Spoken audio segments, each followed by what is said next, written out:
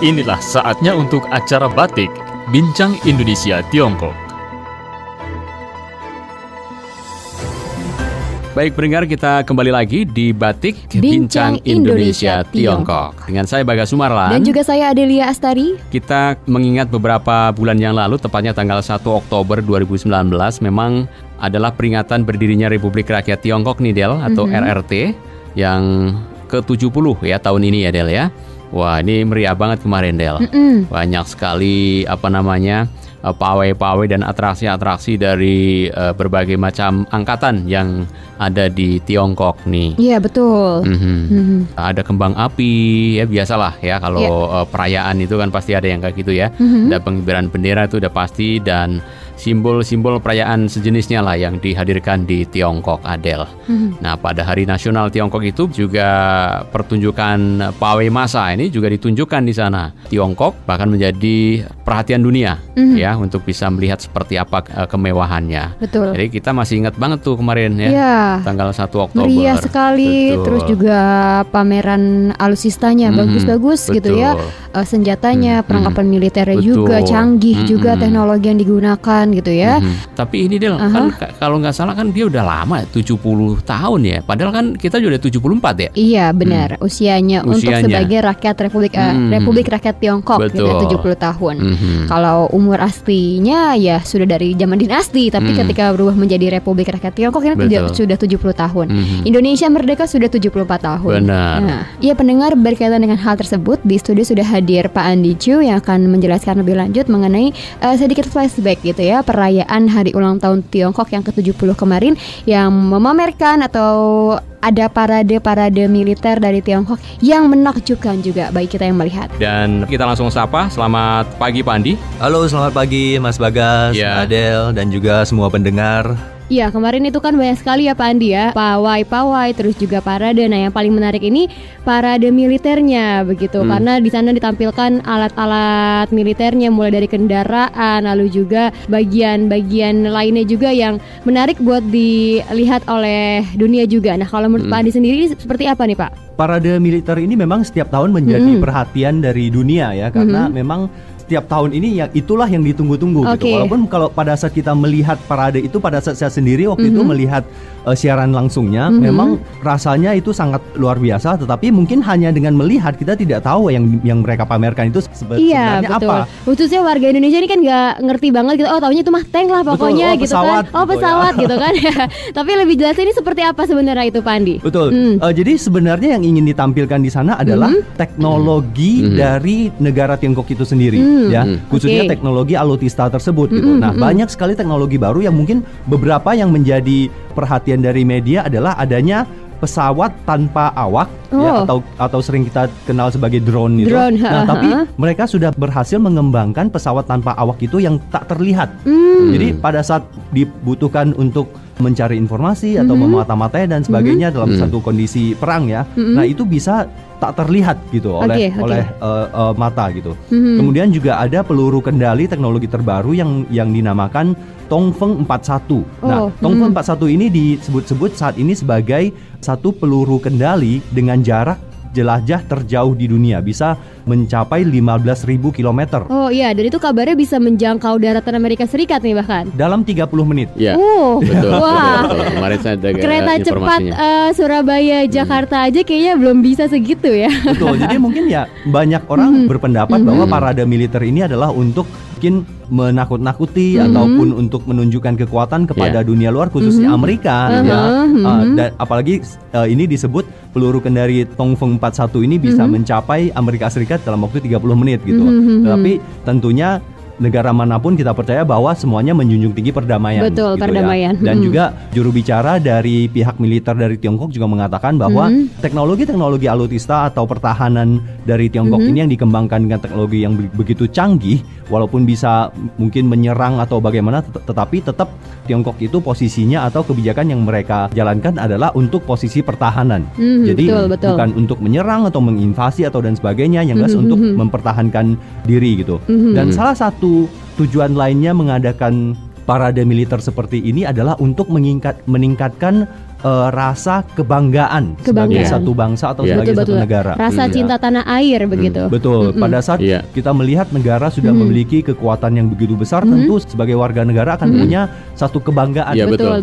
Sehingga sebagai warga negara atau sebagai orang yang tinggal di Tiongkok ini, mereka akan merasa sangat bangga sebagai salah satu bagian dari negara tersebut yang sudah memiliki teknologi yang begitu maju. Canggih begitu ya. Nah, kemarin juga saya dapat informasi tambahnya bahwa Tiongkok menggelar parade armada kapal juga, kapal perang, dan parade itu juga turut dimeriahkan sejumlah kapal perang milik Angkatan Laut dari 13 negara sahabat juga nih, ikut juga di situ, dan langsung di perairan Laut Kuning timur provinsi Sondong ya pada hari Selasanya begitu. Dan hampir sebanyak 20 kapal perang milik angkatan perang asing yang didatangkan dari Australia, Singapura, Thailand, bahkan Rusia, Vietnam, India, dan Jepang. Ini juga ikut di situ. Jadi negara-negara sahabat juga diundang untuk bisa bergabung ya. Dan ini adalah salah satu mungkin keakraban negara Tiongkok ya dengan negara-negara sahabat. Jadi kalau menurut saya patut diapresiasi begitu ya. Karena melibatkan negara. Menurut catatan juga saat ini Tiongkok sebagai negara yang paling banyak mengirimkan pasukan perdamaian PBB di berbagai negara. Ya, betul. Dari jumlah angkatannya sendiri, jumlah personilnya juga paling banyak di dunia. Saya dapat informasinya. Ya, personil angkatannya darat, laut gitu. Udara. Termasuk Tiongkok ternyata jumlahnya lebih banyak. Kemeriahan kemarin nggak akan lupa, saya pikir sejarah nih mencatat begitu ya Pak Andi. Betul, apalagi tahun ini dikatakan sebagai tahun ke-70, merupakan satu momentum tersendiri ya. Nah ini yang jadi pertanyaan juga Pak Andi, kenapa Tiongkok ini baru 70 tahun begitu ya, sedangkan Indonesia sendiri sudah 74 tahun, nyatanya masih kalah jauh nih sama Tiongkok, sedangkan udah 70 tahun. Tapi kan dulunya gitu Tiongkok sebenarnya kan sudah lama gitu, sejarahnya panjang sekali kalau kita melihat sejarah. Nah ini mungkin bisa juga dijelaskan kepada pendengar kenapa Tiongkok kok baru 70 tahun, Indonesia kita udah tua tapi begini-begini aja gitu. Silakan Pak Andi. Ya, kita ketahui bahwa Tiongkok ini merupakan salah satu negara dengan budaya atau sejarah terpanjang di dunia. Saat ini disebut bahwa Tiongkok adalah negara dengan sejarah lebih dari 5.000 tahun. Nah, selama ribuan tahun Tiongkok itu berada dalam masa pemerintahan bentuk dinasti atau kekaisaran gitu ya. Itu sering apalagi kita lihat di film-film seri dan sebagainya, banyak tentang dinasti apa dan sudah melalui masa jaya naik turun, kejayaan juga pernah, masa susahnya juga ada selama ribuan tahun itu. Nah, namun kenapa disebut Tiongkok itu baru merdeka 70 tahun? Nah, sebenarnya tentunya banyak sekali negara-negara terutama negara Asia ini baru merdeka setelah Perang Dunia Kedua ya, dinyatakan merdeka. Nah, Tiongkok ini sebenarnya masa dinasti atau kekaisaran yang selama ribuan tahun itu berakhir pada tahun 1912 ya. 1912. Di saat itu dinasti terakhir yang dinamakan dinasti Qing itu ditumbangkan oleh kaum-kaum yang baru di bawah pimpinan Sun Yat-sen atau Sun Chong-san itu. Jadi sebenarnya masa dinasti telah berakhir tahun 1912 ya. Nah, namun setelah itu, setelah masuk ke masa pasca dinasti itu yang disebut berdirinya atau terbentuknya Republik Tiongkok ya, atau seperti kita Republik Indonesia. Nah, saat itu namanya Republik Tiongkok berdiri pada tahun 1912. Nah, namun setelah itu terjadi banyak sekali perang saudara ataupun penjajahan dari negara lain. Bahkan dinasti Qing yang disebut sebagai dinasti terakhir di Tiongkok itu sempat bangkit kembali pada tahun 1932 walaupun wilayah yang mereka kuasai itu lebih kecil, disebut dinasti Manchu saat itu.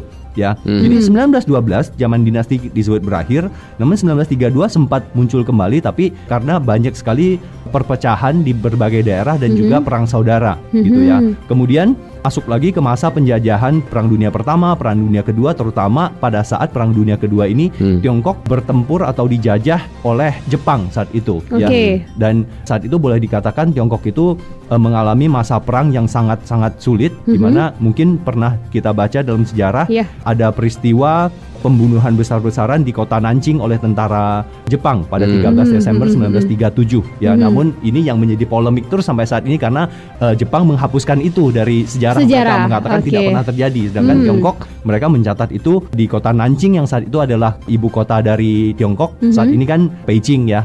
Nah, saat itu disebut ada sekitar 200 sampai 300 ribu masyarakat sipil yang dibunuh. Kemudian sepertiga kota Nanjing habis dibakar, juga ada 20 ribu lebih wanita diperkosa dan sebagainya. Jadi saat itu boleh dikatakan masa yang kelam di masa penjajahan itu. Tapi kesimpulannya kita singkat cerita aja.